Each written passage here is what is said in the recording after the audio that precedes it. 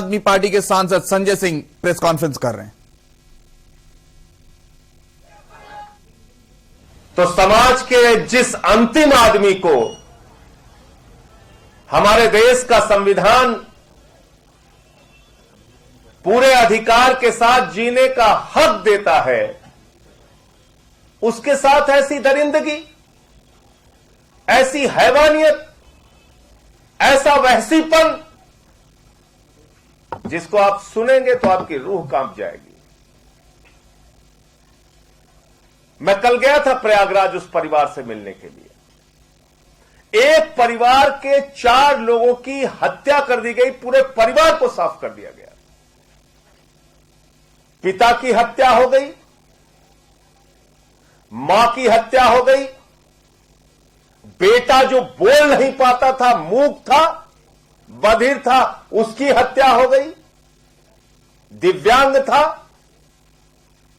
और बेटी जो नाबालिग थी उसके साथ गैंगरेप करके उसकी हत्या कर दी गई। मैं उनके परिवार से मिला। उनके भाई कृष्णचंद्र भारतीय जी फौज में काम करते हैं, वो देश की सेवा कर रहे हैं। उनकी पत्नी कह रही थी कि मुझे भी खतरा है क्योंकि पति यहां रहते नहीं, मेरे साथ भी कल को कोई घटना हो सकती है। और ये पूरी घटना आदित्यनाथ सरकार के प्रशासन, पुलिस वालों की लापरवाही और गुंडों और अपराधियों के प्रशासन के साथ मिली भगत के कारण यह पूरी घटना हुई है। और यह बात मैं क्यों कह रहा हूं? इसी परिवार के साथ 2019 में मारपीट की घटना होती है, एफआईआर दर्ज होती है बड़ी मुश्किल से। 2 साल हो गए, आज तक चार्जशीट फाइल नहीं हुई अपराधियों के खिलाफ। 2 साल हो गए। 2020 में फिर इसी परिवार के साथ मारपीट होती है, और बहुत ही गरीब सामान्य परिवार के लोग मजदूरी करते हैं। 2020 में फिर मारपीट होती है, फिर कोई कार्रवाई नहीं होती। 2021 में सितंबर के महीने में इसी परिवार के साथ फिर मारपीट होती है, और हफ्ते भर लगातार परिवार गिड़गिड़ाता है, रोता है, हमारे मामले में कार्रवाई कीजिए, मुकदमा दर्ज कीजिए। और मीडिया के प्रयास से, स्थानीय लोगों के प्रयास से जब दबाव बना, तब उसमें एफआईआर होती है सितंबर के महीने में। और तब से लेके 24 नवंबर तक लगातार वो लोग न्याय की गुहार करते रहे। अपराधियों के खिलाफ कोई कार्रवाई नहीं हुई।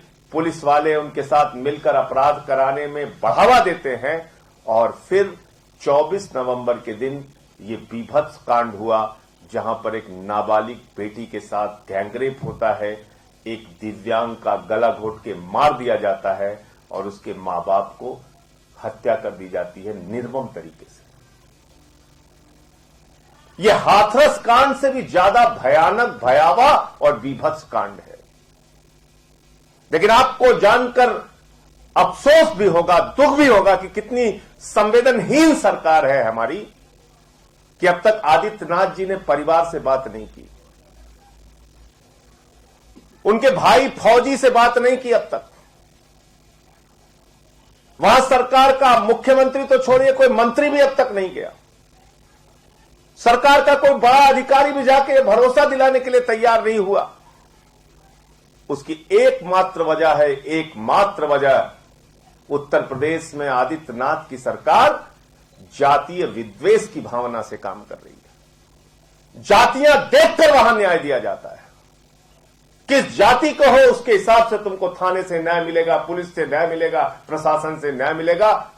अगर उनको सूट करता है तो न्याय मिलेगा, सूट नहीं करता है तो न्याय नहीं मिलेगा।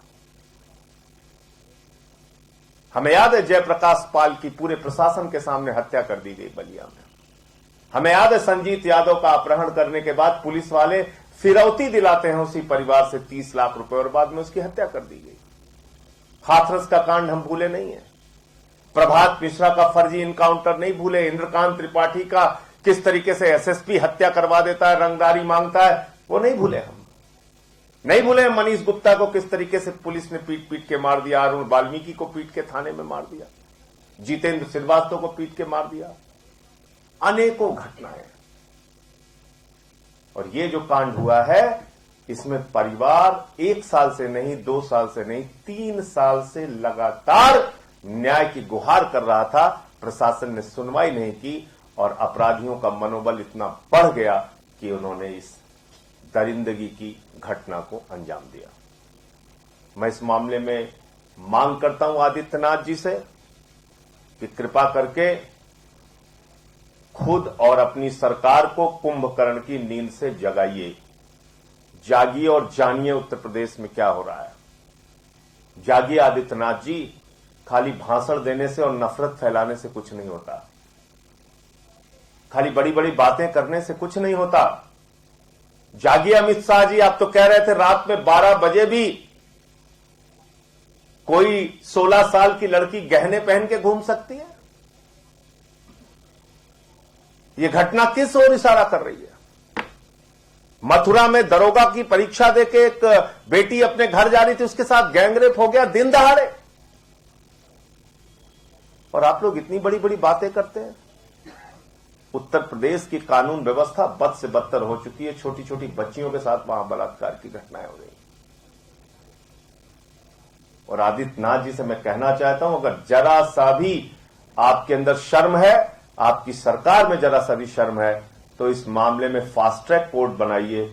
6 महीने के अंदर इस पूरे मामले की सुनवाई करिए और 6 महीने में उन दुर्दांत अपराधियों को फांसी की सजा दी जाए। आम आदमी पार्टी ऐसी मांग करती है और इस मांग को लेकर कल पूरे उत्तर प्रदेश के एक एक जिले में आम आदमी पार्टी जोरदार प्रदर्शन करेगी और महामहिम राष्ट्रपति को महामहिम राष्ट्रपति के नाम संबोधित एक ज्ञापन जिला प्रशासन को उत्तर प्रदेश में सौंपेगी।